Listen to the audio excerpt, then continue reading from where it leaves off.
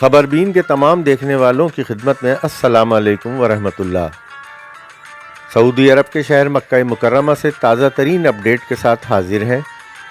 سعودی عرب کی وزارت حج کی جانب سے عمرہ زائرین کو ہدایت کی گئی ہے کہ وہ عمرے کے لیے نسک پورٹل سے پیشگی وقت بک کرائیں تاکہ کسی بھی قسم کی دشواری کا سامنا نہ کرنا پڑے۔ وزارت حج اور عمرہ نے زائرین کو مشورہ دیا ہے کہ وہ عمرہ پرمٹ پر درج وقت کی پابندی کریں۔ وزارت حج کا کہنا ہے کہ اس اقدام کا مقصد زائرین حرم کو اژدہام سے بچانا ہے۔ نسک ایپ کے تحت عمرہ کرنے والے اپنے لیے اس وقت کا انتخاب کر سکتے ہیں جب انہیں سہولت ہو اور حرم شریف میں رش بھی نہ ہو۔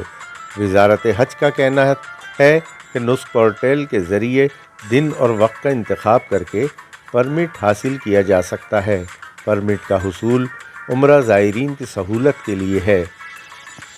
عمرہ پرمٹ حاصل کرنے کے بعد بہتر ہے کہ وقت مقررہ سے کچھ دیر قبل حرم شریف پہنچ جائیں۔ تاہم اگر وقت پر پہنچنے میں تاخیر کا سامنا ہو تو بہتر ہے کہ پرانے پرمٹ کو منسوخ کرا کے نیا پرمٹ جاری کرا لیا جائے۔